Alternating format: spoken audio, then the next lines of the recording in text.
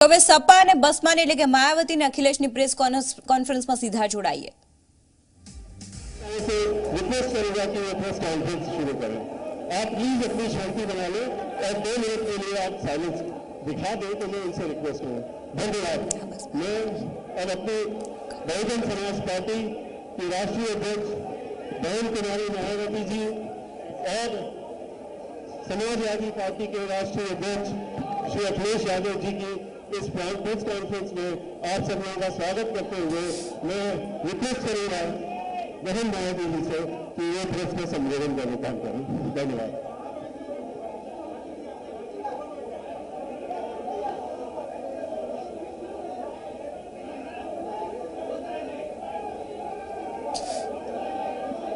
जैसा कि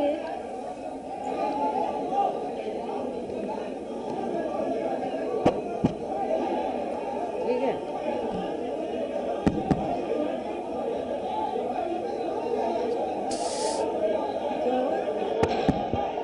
ठीक है, मीडिया बंधुओं, जैसा कि आप लोगों को ये विदित है कि आज बहुजन समाज पार्टी और समाजवादी पार्टी के दोनों नेशनल प्रेसिडेंट की, मुखिया की ये संयुक्त व खासकर प्रधानमंत्री श्री नरेंद्र मोदी की तथा बीजेपी के राष्ट्रीय अध्यक्ष श्री अमित शाह की, अर्थात इन दोनों गुरु व चेले की नींद उड़ाने वाली अति महत्वपूर्ण एवं ऐतिहासिक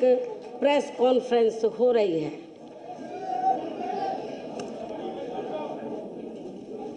हालांकि इसकी वास्तव में पृष्ठभूमि ये है कि हमारी पार्टी बीएसपी ने परम पूज्य बाबा साहब डॉक्टर भीमराव अंबेडकर के देहांत के बाद उनके अधूरे पड़े कारवां को न केवल गति प्रदान की है बल्कि काफ़ी उतार चढ़ाव का सफ़र तय करते हुए उसे ऐतिहासिक सफलताएं भी प्रदान की हैं। और इतना ही नहीं बल्कि बीएसपी ने इनके द्वारा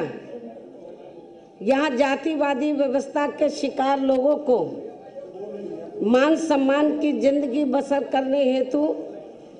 राजनीतिक सत्ता की मास्टर चाबी प्राप्त करने की दी गई उसी अमरवाणी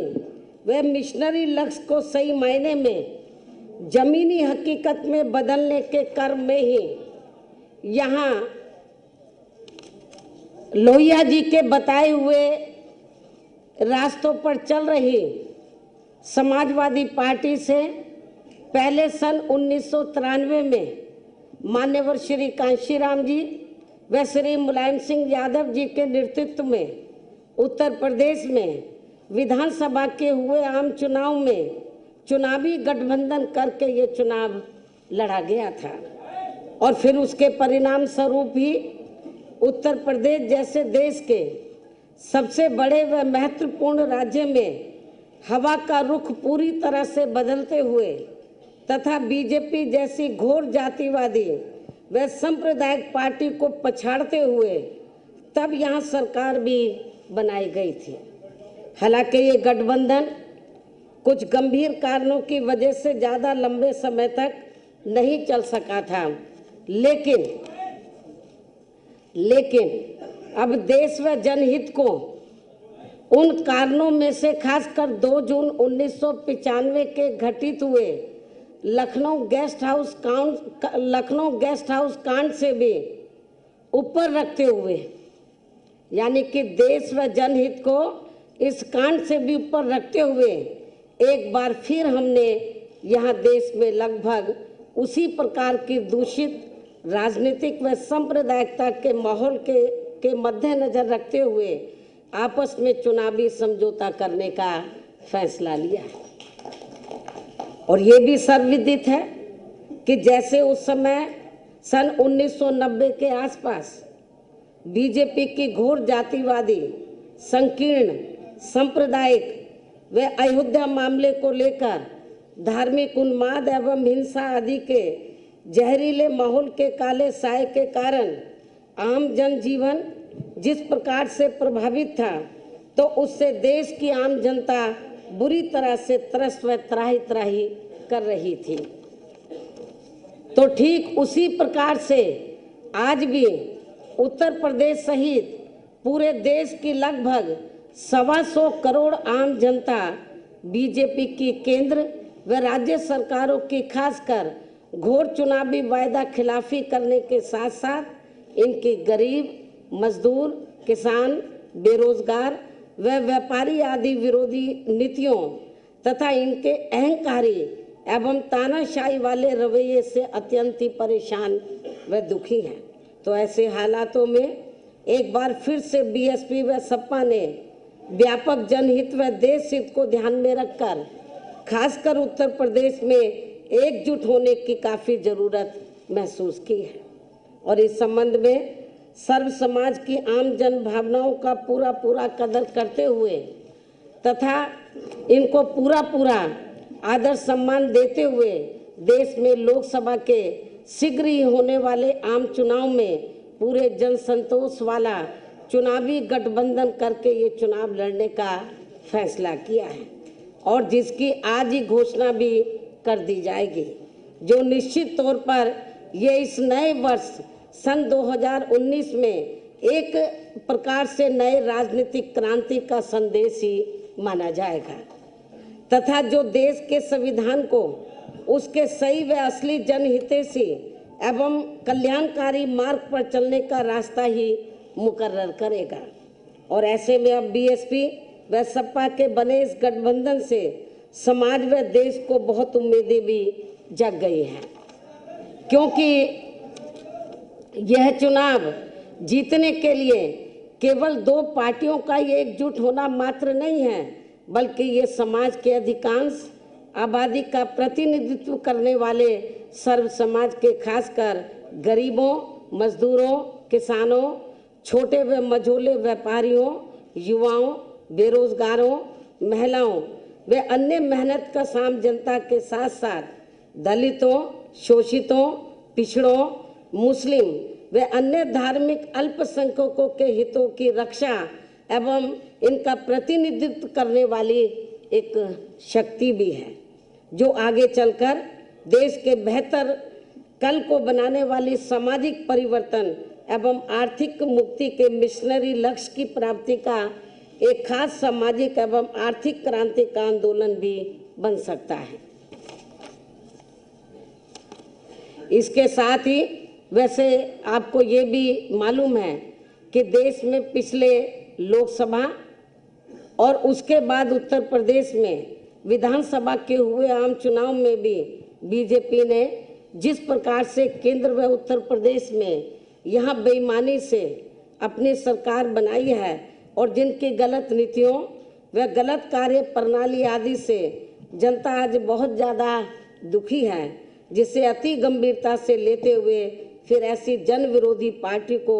आगे सत्ता में आने से रोकने के लिए हमने पहले ही यहाँ उत्तर प्रदेश में कुछ लोकसभा व विधानसभा की सीटों पर हुए उपचुनाव में इनके अधिकांश उम्मीदवारों को हरा के इसकी शुरुआत भी कर दी है, जबकि इन चुनावों में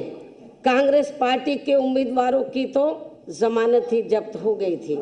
और फिर इसके बाद से पूरे देश में यह आम चर्चा शुरू हो गई कि उत्तर प्रदेश में 80 लोकसभा की सीटें हैं और यदि बीएसपी व सपा यहाँ गठबंधन करके लोकसभा का आम चुनाव लड़ते हैं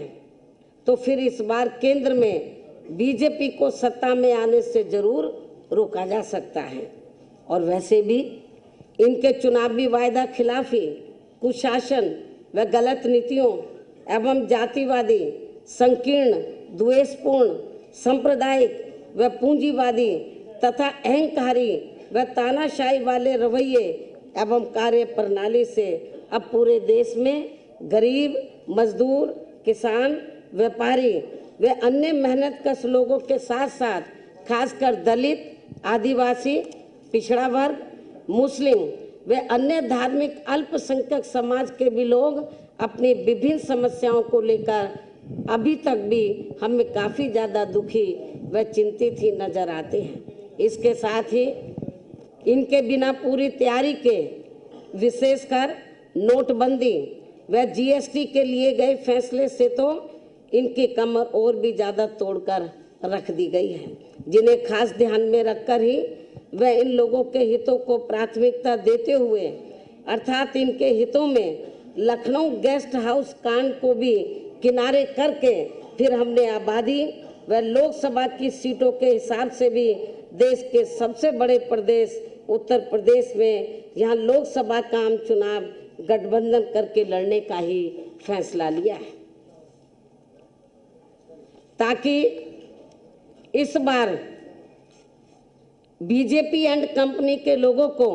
किसी भी कीमत पर केंद्र की सत्ता में आने से या विशेषकर उत्तर प्रदेश से ही रोका जा सके। और वैसे भी हमें ये पूरा भरोसा है कि जिस प्रकार से हमने अर्थात बीएसपी व सपा ने मिलकर अभी तक यहाँ लोकसभा व विधानसभा के हुए सभी उपचुनावों में बीजेपी के अधिकांश उम्मीदवारों को बुरी तरह से हराया है, तो फिर ये बीएसपी व सपा का बना गठबंधन देश में जल्दी ही होने वाले लोकसभा आम चुनाव में भी खासकर यहाँ उत्तर प्रदेश से बीजेपी के उम्मीदवारों को अब किसी भी कीमत पर कामयाब नहीं होने देगा, जिसकी हमें पूरी उम्मीद भी है। लेकिन अब यहाँ आप लोग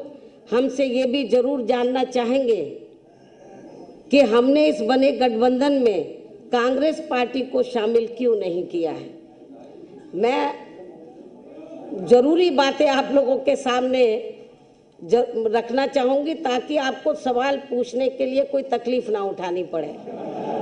लेकिन अब यहाँ आप लोग हमसे ये भी जरूर जानना चाहेंगे कि हमने इस बने गठबंधन में कांग्रेस पार्टी को शामिल क्यों नहीं किया है, जबकि इस संबंध में आप लोगों को भी ये मालूम है कि आज़ादी के बाद काफ़ी लंबी अवधि तक केंद्र व उत्तर प्रदेश सहित देश के अधिकांश राज्यों में भी ज़्यादातर यहाँ कांग्रेस पार्टी ने ही एक सत्र राज किया है, जिसमें विशेषकर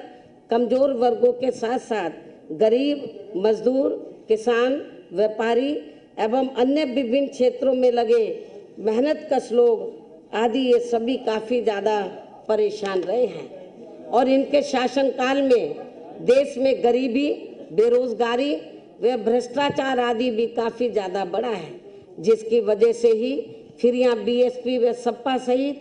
अनेकों और भी राजनीतिक पार्टियों का गठन हुआ,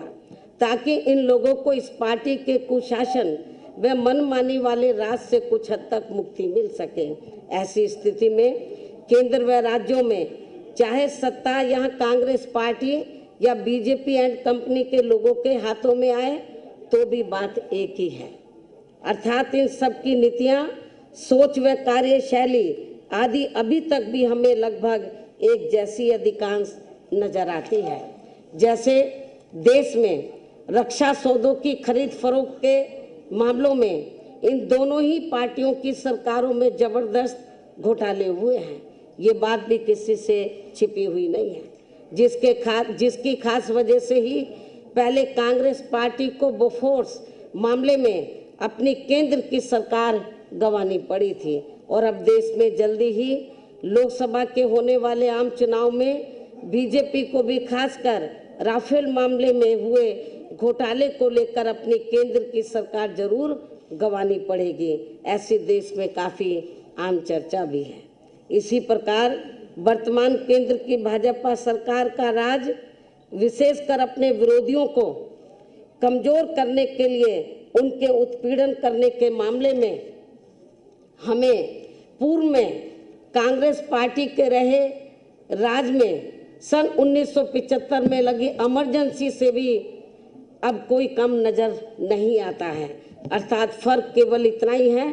कि इस मामले में कांग्रेस पार्टी के राज में उस समय घोषित इमरजेंसी थी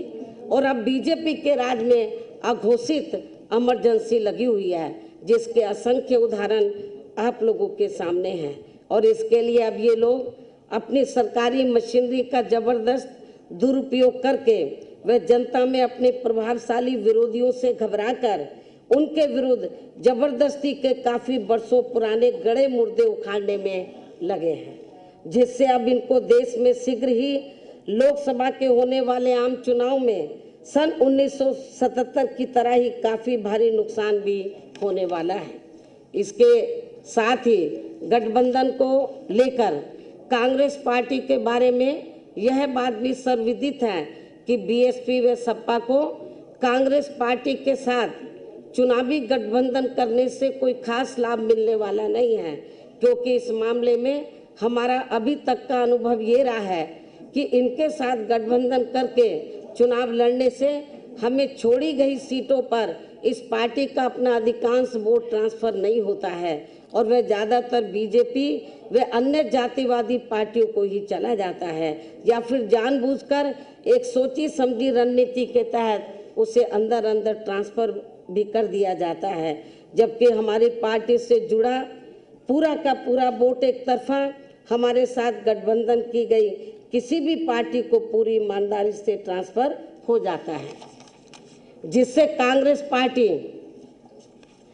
जैसी पार्टियों को तो हमसे पूरा लाभ मिल जाता है, लेकिन हमारी जैसी ईमानदार पार्टियों को इससे कोई खास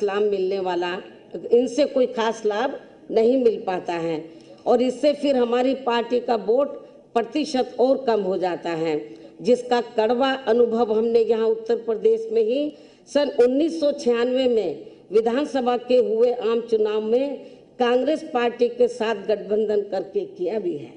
और शायद लगभग यही कड़वा अनुभव यहाँ पिछले विधानसभा के हुए आम चुनाव में समाजवादी पार्टी ने भी कांग्रेस पार्टी के साथ गठबंधन करके किया है। ऐसी स्थिति में फिर हमने अपनी पार्टी व मूवमेंट के हित में देश में जल्दी ही लोकसभा के होने वाले आम चुनाव में खासकर यहाँ उत्तर प्रदेश में बीएसपी व सपा के बने गठबंधन में कांग्रेस पार्टी को शामिल नहीं किया है। हालांकि अब हमारी पार्टी ने पूरे देश में ये फैसला लिया है कि हमारी पार्टी अब आगे कांग्रेस पार्टी की तरह ऐसी अन्य और किसी भी पार्टी के साथ गठबंधन करके कोई चुनाव नहीं लड़ेगी, जिससे हमारी पार्टी को खुद ही राजनीतिक नुकसान पहुंच जाए, यानी कि उसका वोट हमें ट्रांसफर ना हो सके। लेकिन इस मामले में अभी तक अच्छी बात ये रही है कि उत्तर प्रदेश में बीएसपी व सपा का पूर्व में विधानसभा चुनाव के लिए हुआ गठबंधन का पिछला रहा अनुभव दोनों ही पार्टियों के लिए काफी कारगर साबित हुआ है। अर्थात दोनों ही पार्टियों